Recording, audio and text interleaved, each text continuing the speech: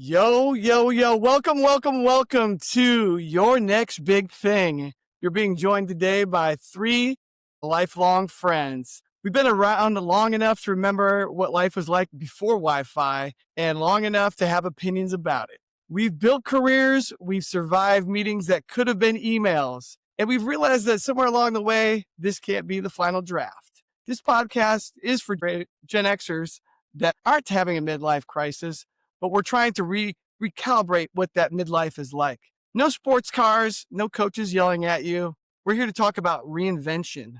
We're here to talk about purpose and what it actually looks like to figure out what's next when you've already figured out a lot. We're here to bring experience, perspective, and just enough sarcasm to make it honest. This is Your Next Big Thing, a podcast for Gen X and those who love the Gen Xers, because the next chapter should be better written. And if you're still curious and slightly tired, you're definitely not done.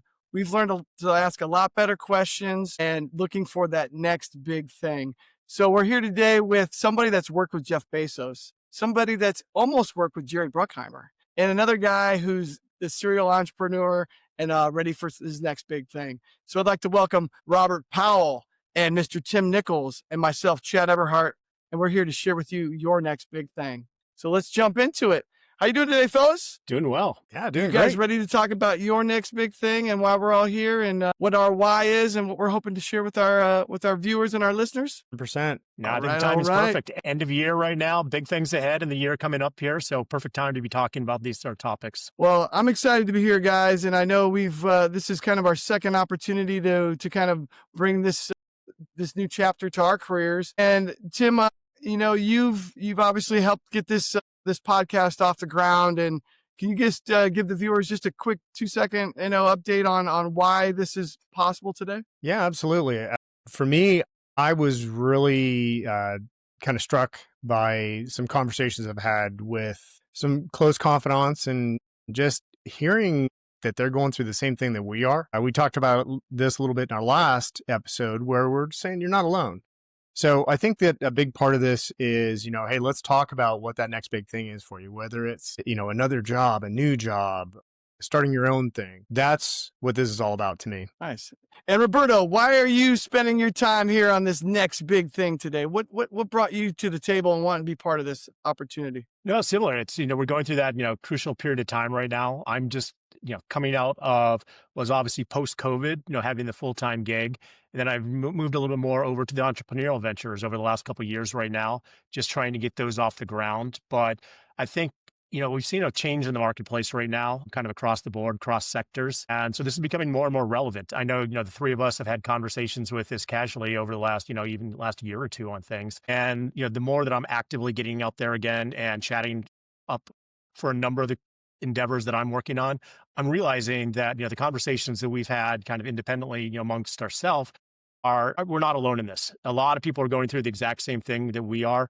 Certain people that I was reaching out to that might have been confidants at one point or almost advisors are going through the same thing right now. While at the same time, since a lot of people that are through the ranks of the corporate world or whatever they might be pursuing, all of a sudden, we have knowledge, knowledge base that it's interesting, kind of the changing of the guards, if you will, a little bit. Where a lot of my career, I was relying on people, my elders, if you will, to help provide guidance along the way. But now just through some conversations and through people that have reached out to me also, I realized that hopefully I can provide similar guidance to some of those younger generations that are coming through, because we've definitely seen a lot, done a lot, and I think have had a lot of experiences and can bring some good insight that that's hopefully valuable to people that are out there going through the similar type of thing that we are right now. Great points, Roberto. Great points. And just in case you guys are tuned in for the first time, Tim, Rob, and I have all been friends almost our entire lives. So we've got to know each other on a personal level, a business level.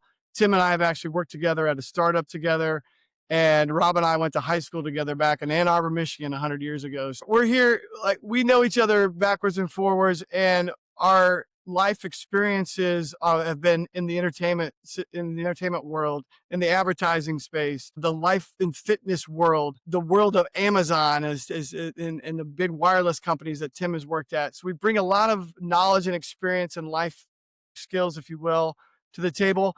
And we're all in a unique space right now where we're trying to figure out where we want to take our next chapter. We've got a lot of knowledge and a lot of experience that we've had, but we also want to share, kind of our challenges and our struggles of where we're at now and see if we can help each other build community. So that's why we're here today, folks. And the topic for today is going to be about networking and how important with the AI world that we all live in now and how important that is and how it's changing how we do almost everything. So guys, it was a busy week, a fun week. We're 1 week prior to Christmas, and with our busy schedules, I've been out networking quite a bit. I had the opportunity to go to the San Diego State basketball game the other day, and during that dinner or during that game, I had an opportunity to take a buddy of mine who's been a serial entrepreneur. So what I learned from him this week is how he's constantly reinventing himself. He hasn't worked for a corporation, I think, almost his entire career. He's constantly pivoting and changing his business. His wife is also a serial entrepreneur.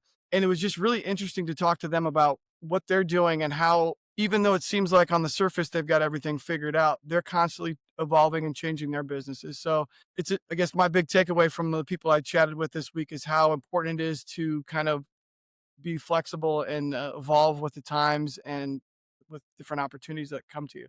So Roberto, what did you learn this week? Yeah, kind of along the same lines there. Obviously, we're heading into the holidays here. So it's kind of reinforced it again.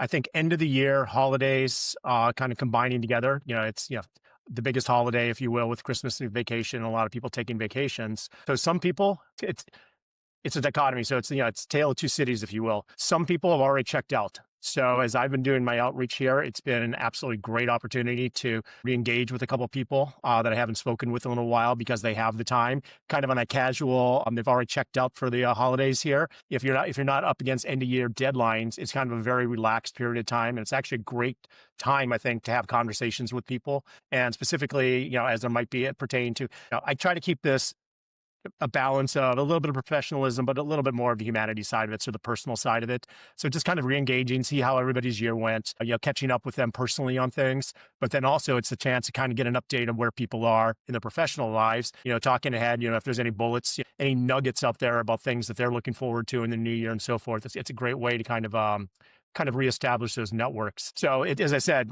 half the people are very interested. Great time to talk with them. The other one, their heads down, especially if you're anytime in, if you're in the corporate world or in the sales world specifically, it is, heads down, no outside conversations, they're just focused on end of year closeout, reaching those sales goals and so forth. So, it's a myriad of, I'll chat with you after the new year, or just no response whatsoever. And you can pretty much tell it's down the line of people that are trying to close out the year. They're the ones that are the most unresponsive right now. So it's just trying to pick those out. But as I said, don't be afraid of that. It's, I've had some absolutely great conversations with people across my network because the time is there. And as I said, they feel more comfortable just talking casually around the holidays. Right on. And how about you, Mr. Tim? Yeah. It's kind of been an interesting week. A little bit of good news, a little bit of bad news. So we'll start with the good news. Wife's birthday on the 17th. So a little celebration time there. 27 this week, I hear. Right. 27. Absolutely. We got married when she was 4. No, wait, 1. Yeah. So we've had, a lot of engagement with people that, through holiday parties and get-togethers and all that stuff. And, same kind of thing, just get out there and network and just ask people how they're doing. I think on the not so good news side, had a really, as an overall economy, we had a really bad November. We only added 64,000 jobs in the US. Not a good thing. We still have the trend of Gen X not being able to be reemployed after, they were laid off. It's a little bit troubling, right?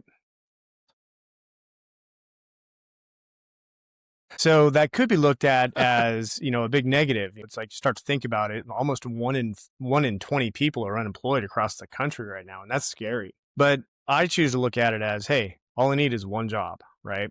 So I think that, what we're talking about today and our topic is hugely important. It's get out there. Don't worry about what's happening in the macro world. Worry about what's happening in your world and how you can affect things for you versus being a victim of what's happening in the larger world. Point's great. And I think you had a couple interviews this week. So that's always, we put that on the good side, correct? Yeah, we did. It was a great interview, moving on to the next step, and we'll see what happens, but it Well, was if they're smart, definitely. they will hire you because I've worked with Tim and he's a rock star. Thank you, brother. I appreciate So that. I good think stuff. your payments in the mail. Absolutely. And so But great that we've all kind of checked in here, guys, and we've shared kind of some opportunities that we've learned this week. The main topic that we really want to share this week, and I think everybody tuning in will appreciate, is networking. And I think depending upon how old you are and what kind of corporations, or if you're an entrepreneur, how you go about networking is a little bit different for everybody. But even my 15-year-old son, check this out. He said, your network is your net worth. This is my 15-year-old. I'm like, this is pretty cool. So I love was that. Trained him impressed when well. he shared that with me. So, I mean, it's so true. And Rob, and I know you made this comment, with COVID, of a lot of people have shifted, changed roles, moved on to new things. And if you're not constantly reaching out to those people, they may have gone into 2 or 3 different jobs. They might not have that job anymore. They not be in that industry anymore. So Tim's kind of got us a nice little lineup of topics today in the networking space, and we're all just going to kind of dive in and share our own experiences. But Tim, top of the trees here, what are we talking about when in your view of networking? Where do we want to start today? Well, I think a good thing for us to talk about and just have a conversation on is, what do you consider networking, right? Some people would just say, I just need to add people to my LinkedIn list. Other people would say, I need to go out and meet people in person. And Rob was mentioning earlier that, hey, I might just be hitting people up on the phone and trying to catch them during a downtime,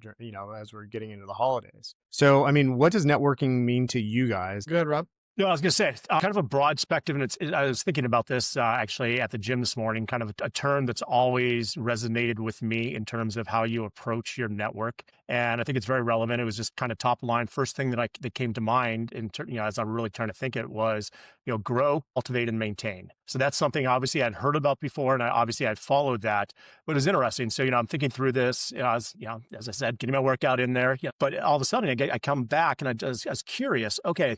I put it into Google and just searched it out. Okay, grow, cultivate, and maintain. Wait What a does it minute. mean? Did you just say the Google? You put it into the Google? Did I say the Google? You said the Google. Anyway, I The thought that web. was.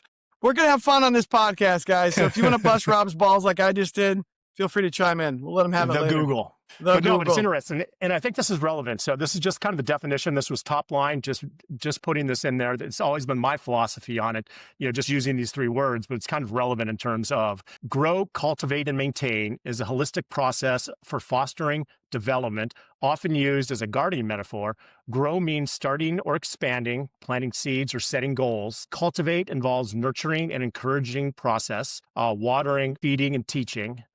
Maintain means sustaining that growth and preventing decline, weeding, consistent care, managing challenges. And this holds for lasting success, whether that's in plants, personal skills, or relationships. It's all about intentional action, patience, and adapting to cycles of development. So I think, kind of as we think about our network, I think those are kind of 3 good terms to, think about on that side of it. Because the way that I've approached it is I've been going back in also, having taken a little bit of time off and focusing more on just the entrepreneurial side of it. So I've lost touch with more of some of my corporate contacts, if you will. But one thing that I've always thought, kind of the philosophy that I've had as I've always looked at my network is being a very strong networker, being involved in both sales and business development, for the last 20 plus years, is the way that I look at my entire database as a whole. Sometimes it can be a little bit intimidating when you go out and look at, let's just use LinkedIn for an example. Everybody has a few thousand contacts in their LinkedIn right now. How do you even approach that in terms of, making it manageable, in terms of outreach, in terms of fostering, those types of networking contacts? And really the way that I look at it is kind of a 3-tiered approach. And once again, you can look at these in different ways, but the way that's always worked for me is kind of a tier 1, 2, and 3, where tier 1 is that inner circle. These are your strongest contacts. These are both, the ones that you have a very close contact with, whether these are personal friends, perfect example, the 3 of us. I consider, you're whether or not we've been in the same sectors or working together, whatever it's been, you've always been great contacts for me from a professional standpoint. People, I reach out to you, hey, do you mind providing an introduction here and there? That's really what those tier 1 contacts are. Somebody that you feel comfortable reaching out at any time for almost any reason.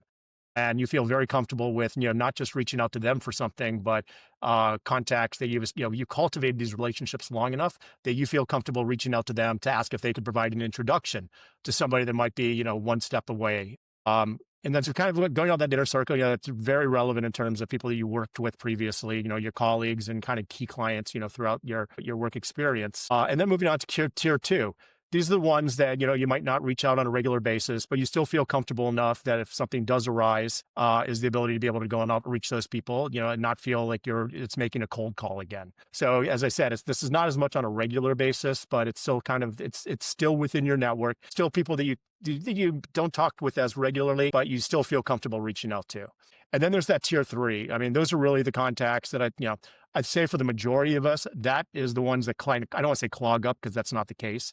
But when you look at your LinkedIn contacts, really it's the tier three, the ones you've probably met at an event here and there, you've got a card from, you've connected with, once or twice, maybe you've sent a quick follow-up after meeting them, but there really hasn't been any correspondence since then. So they sit out there, technically they're in your network, but they're really not active. And there's no set, rhyme or reason to it, but, I kind of look at it as, looking as kind of the 20, 30, 50 rule, trying to really nail down like 20% of your entire database should be those ones you should strive for to have those tier one contacts, those ones that you're reaching out to regularly, that you're maintaining contact with, whether or not it's something that's business related, the ones that you feel comfortable to, and especially in today's age, from an outreach perspective, it's just staying involved, shooting them an email or shooting them a link to something that's relevant for them, something that you had talked about in the past. Maybe it was something that they were working on, a new venture or something else, but something that's very relevant for them. I think kind of the tier two it's more of a casual contact, is just being able to, but still trying to stay in touch with them. But this is probably that 30%, and the 50% you're probably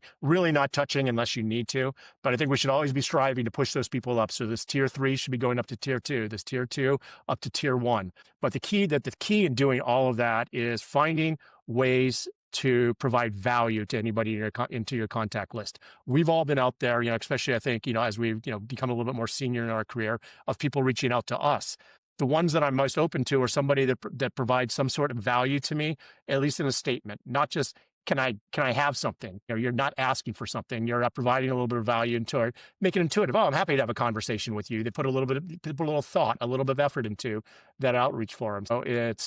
So having seen on the other side of people reaching out to me, I know how important it is also for reaching out to your other contacts.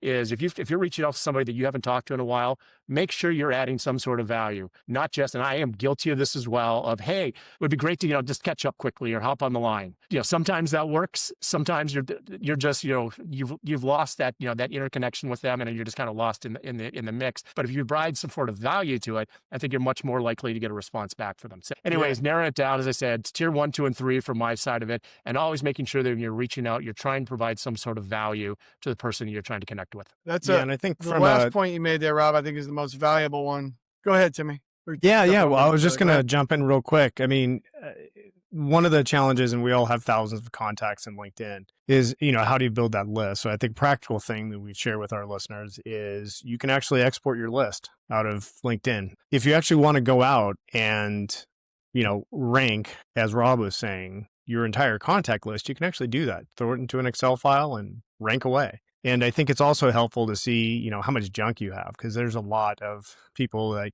you met them once, I don't even know who this person is. They heard some speech that I gave or something else. And, and suddenly I've got a contact from 15 years ago that I don't even know who this person is. And it's like, well, I'm not going to eliminate them from my list, but, they're definitely not going to be on hey, I need to reach out to these people. And so I think, one way to think about growing your network too is, there's hunting versus farming. So Rob, you were talking about, it's like you cultivate and you kind of plant those seeds and figure that out. Another technique that I've used, and I'd love to hear your guys' thoughts on this as well, is if I'm going to an event, like we just had the Boise Entrepreneurship Convention here in the great state of Idaho. And I looked at the attendee list and I targeted about 5 people, went out and found them, right? I mean, so to me, that's definitely hunting. That's a sales technique where you're just like, hey, I'm going to target this person, go find them and just meet them, and if I get one coffee out of meeting those 5 people who I really wanted to meet, plus everybody else that, we spoke with, I think I call that a win. Absolutely.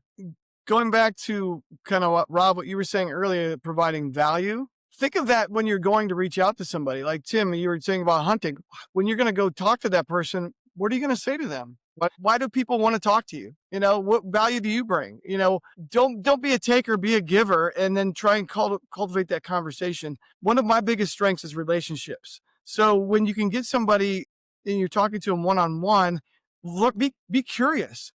Want to learn more about them, and then they're going to want to learn and flip the script and hopefully learn more about you as well. But you've got to be curious about what they're doing and see how you can help or bring value or be a connector. And that's going to get you a lot further than just trying to take or, get something in return. So those adding value, Rob, I think was the most important thing that you offered, when you were sharing there. Just bring value to the table every time you go to meet somebody, and be curious about what they're doing. I learned more about 2 different people's companies in the last week by just asking questions and sharing what I'm doing, but weren't really wanting to know what they're doing. And I found out those 2 people one of them has done over 200 podcasts. The other person had done over 30 podcasts. So, and they've got opportunities to learn about different, sites to use and different resources and what their experience has been. Come at it, I love how like you talked about tier 1, 2, and 2, even in the advertising space, Rob, you're very familiar with, your tier 1s are the Yep. money makers. Tier 2 is the next line down. And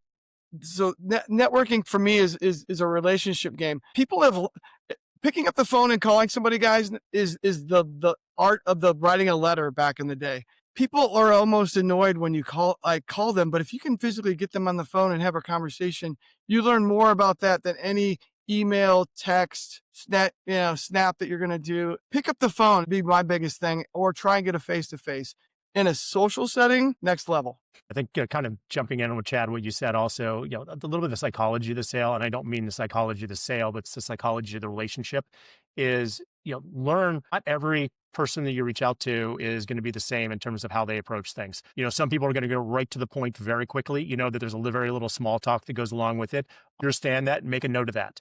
Because, you want to make sure that, those are the types of people that you just kind of jump right back into from a business standpoint or things that are most relevant for them because they don't like a lot of small talk. I keep notes of that. I keep notes of, people that are a little bit that like to chat. Do you get a little more of a personal relationship as well in terms of make sure you keep notes of things that, that you've had in common. I mean, there's common experiences that it's a great way to be able to start off a conversation of, hey, how's your kid or, doing something else. If it's a sports team that, that you have in common, something along those lines, make it more of a kind of a friendly discussion to start off with, as opposed to just jumping into business. But that's really part of the, you hear the art of the sale and some of the other sales books that are out there is navigating what that is and just trying to get a feeling very quickly of who you're talking to, what are their, what type of personality they are, and then mirror that personality as you're trying to have the conversation. And it'll be more productive than trying to squeeze it in. Back to what Roberto was saying, you were going to say something, Tim, and then I'll go after you, sir. So All right. Sounds the good. floor is yours. Yeah. So I think one of the things that Rob was talking about was, like how you actually engage with somebody in a conversation, right? Meet this person for the first time. There's an acronym I learned a long time ago. It's FORD, right? So the things that you can get into with them is F is family, right? And that's just, hey, where are you from? Are you originally from this area? Did you move here from somewhere? What about your family? O is occupation. And occupation is what we're all kind of wanting to talk about. R is recreation. Hey, what do you like to do when you're not working? When you got free time, what is it that you like to do? And, and I think that, D is probably the funnest one, which is dreams, right? So this FORD is cool because you can get into it and just have a couple things that you want to talk to them about.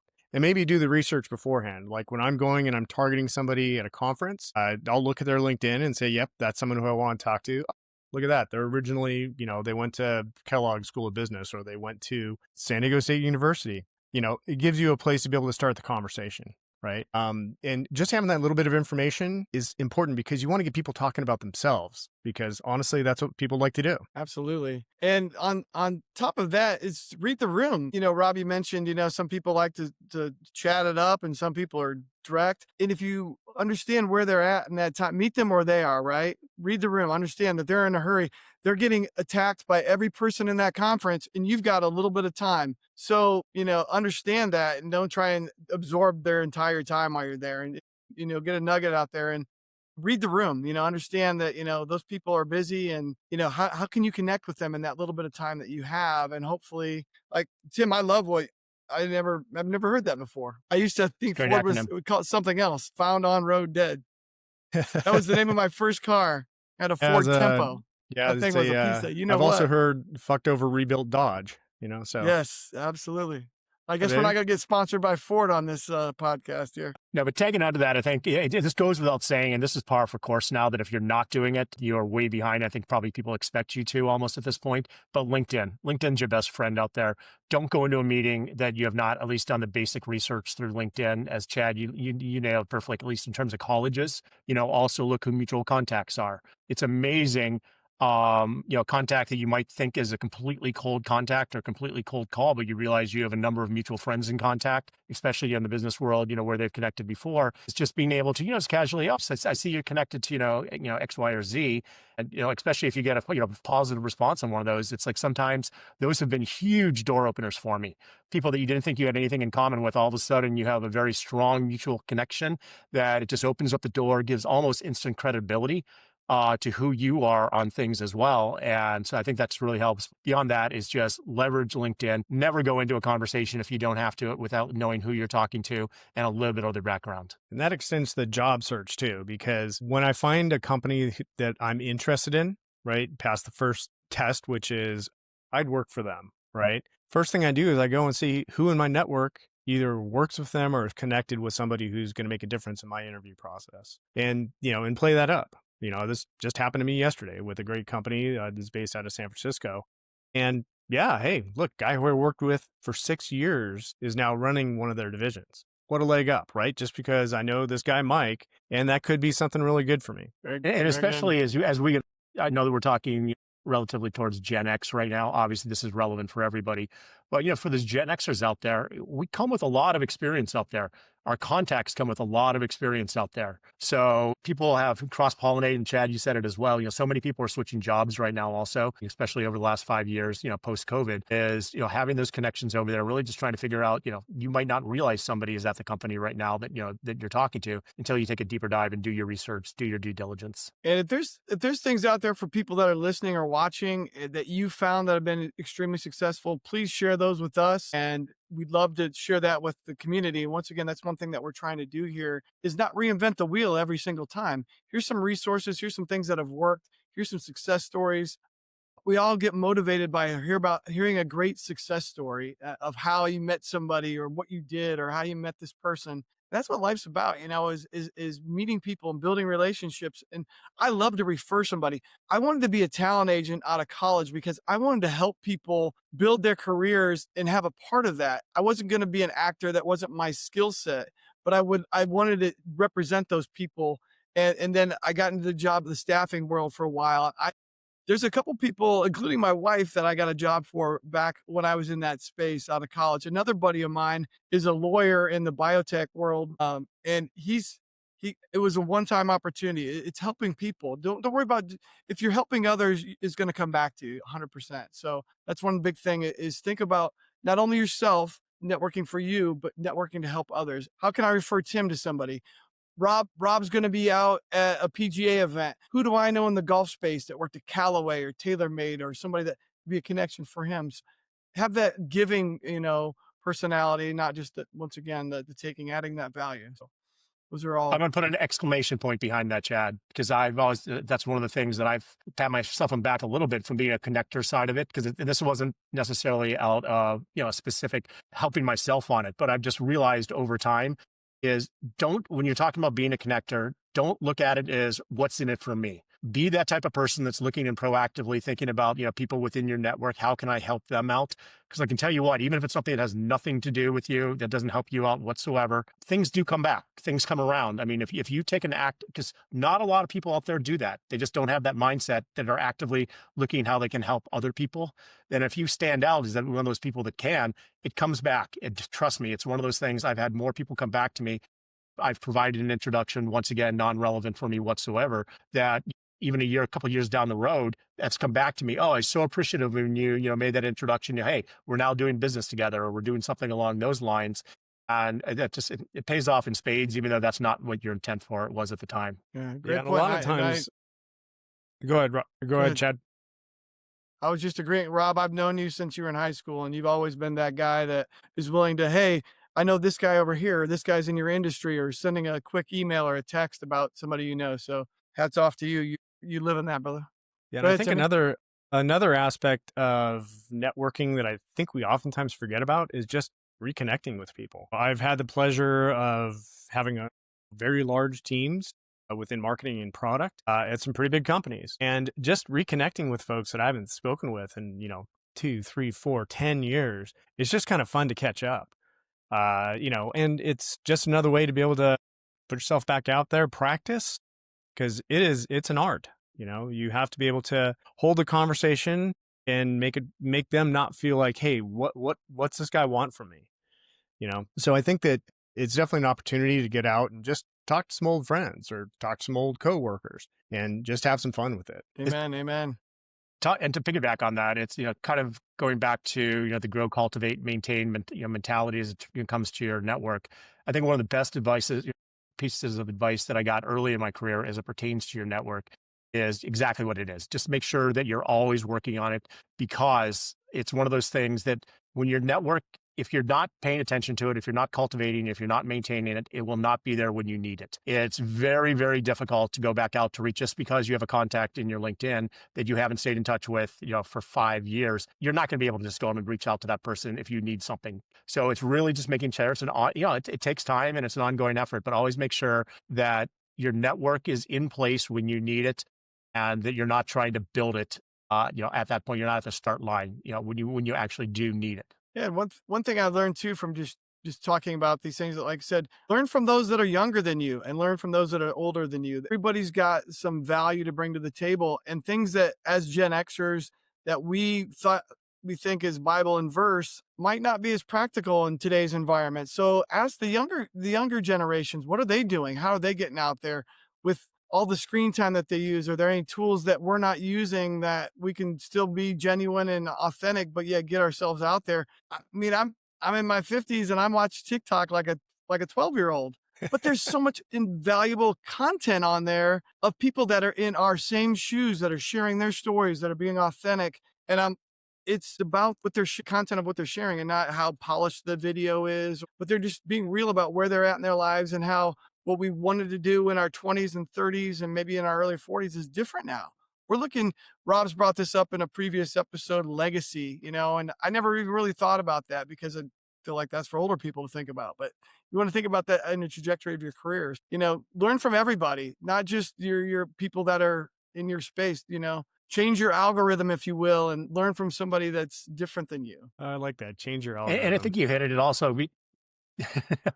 Because we get out there and it's looking at things in a different way also. I know historically, let's call it over the last decade, social media for me was always something fun. It was just, I primarily used it for my friends, whether it's, LinkedIn or Facebook or some of the other ones, you're obviously talking about TikTok, but I use it for entertainment, and there is still a great amount of entertainment out there. But I think what you found is companies also have, they've kind of made that transition over to, they realize how powerful social media is. So for me, now that I've kind of moved away from just the personal side of it, as 50-year-olds, life's kind of boring out there besides, some kids pics here and there and that side of it. So, but I've, which is very important, don't get me wrong. Also, don't be afraid to use social media as it pertains to work type of efforts as well, because I think companies now are putting a lot of content on using social to distribute a lot of different information. So I know especially through Instagram mixed in with all the personal stuff, I have a lot of feeds in from all the companies that I'm interested in, sectors that I'm interested in, and I'm getting a lot of good information that I never thought I would be able to get through just traditional social media before. And it's different because you can see how companies are focusing, because typically it's been a little bit younger demographic, but seeing how they're reaching out and how they're communicating with different age groups through social media, it's just opposed to the professional channels, through the Wall Street Journals and New York Times, those types of things, looking for content. I think it's definitely worth keeping some of the other channels in mind, work-wise as well. Great point. I love it. Love it, love it, love it. Well, gentlemen, we've talked about a lot of different topics today. We've discovered, how important it is to network and how there's a lot of different avenues to go about that. And I think the most important thing is just to get out and do it. Like anything in life, as the Nike slogan is, just do it, right? So, Tim, was there any other topics that we really wanted to cover, or should we be wrapping up this particular episode for today? Can I jump in a way? Because I think our last topic was in-person versus virtual.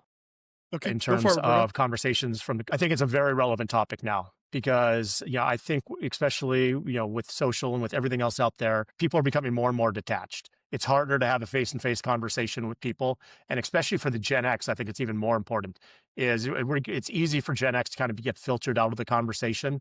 Oh, they're just a little bit older. But once you maintain, if you have any type of personal relationship, regardless whether it's, whatever sector you're in, it pays off incrementally. It's incredibly important, and I can't stress this enough, especially for anybody younger that might be listening, build those personal relationships and cultivate those relationships, because just having a conversation, and as I said, it's even tough to get on the phone these days, but over email, and it's almost impossible to build any sort of relationship with somebody. You have to be face to face with them. So I realize it's tough right now, but a strategy of mine that I think kind of holds across the sectors is if you're going into it, if you have a meeting somewhere, let's say I spent a lot of time in New York. So kind of my strategy going into that was I would put up tentpole meetings. If I was because I was spending about a quarter of my time or about a week a month in New York, I would set up my tentpole meetings each time that I was back there for that week. These are the big ones. These are the ones you absolutely have to lock down and figure out where those are in your schedule there. But use those as the tentpole, but then look at it while you're in town. Don't just use that, hey, this is a trip to New York. I got, one meeting today. No, if you're there, if you're in New York for a day, you better have at least 5 meetings lined up. It's how else can you capitalize on your time while you're out there? Because traveling is expensive right now. It's one of those things, and it's, getting out there. But if you're actually in the city, do everything you can to get a physical contact, a physical meeting with somebody or conversation. And I know it's kind of changed a little bit, and this is trying to navigate this also is, for us Gen Xers, figure out unique ways to get in touch with them. I was lucky enough that I was kind of in the health and wellness space for a long time. So we would get out there and we'd host events at the actual corporate for Peloton, get people into a cycling class, get people up doing at a gym, scheduling something going, if it's springtime, obviously not now, going out for, a group run in New York.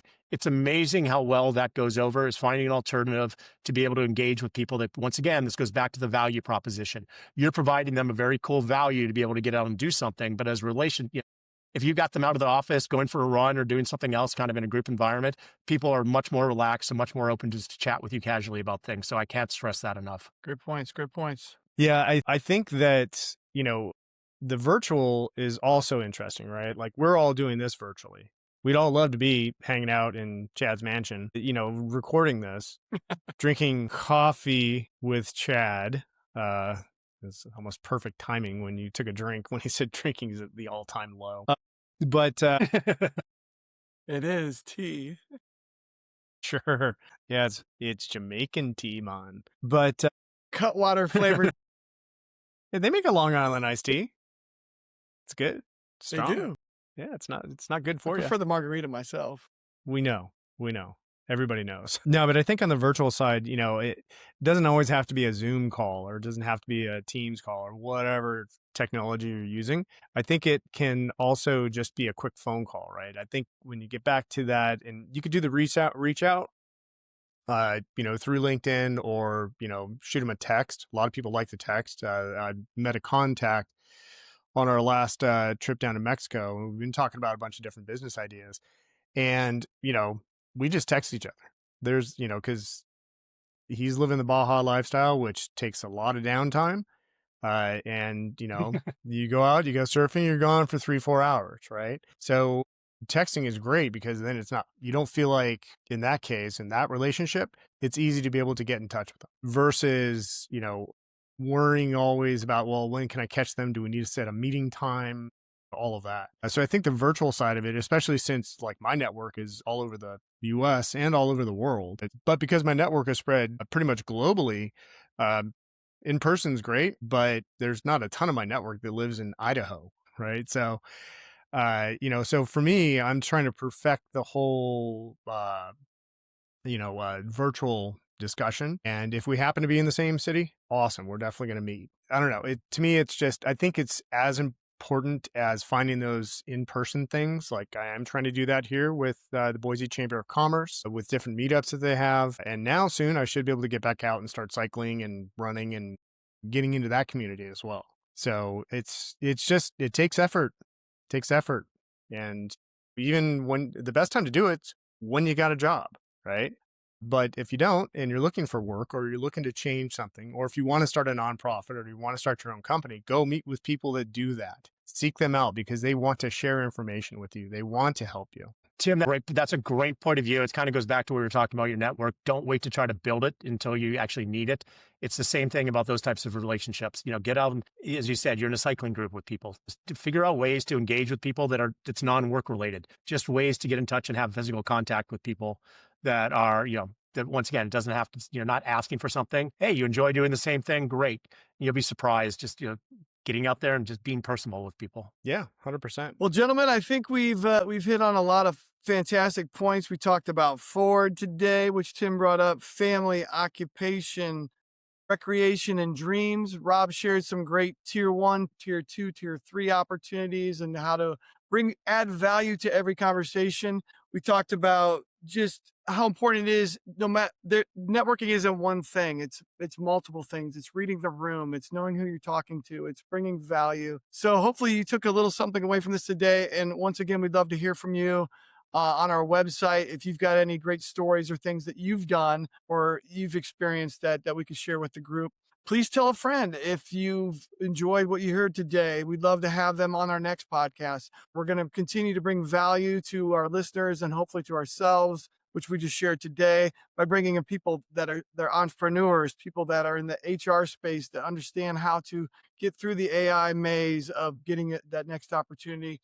Maybe on one of our last calls, Tim and I and Rob talked about how starting your own company, and maybe you're interested in doing that. So we're going to continue to bring value. We're going to continue to grow the community. So please tune in again. Please check out our website. Go to our LinkedIn. Link into us. And hopefully we can start those conversations and start networking. So tell a friend, be a friend, network, and we'll see you on the Your Next Big Thing podcast.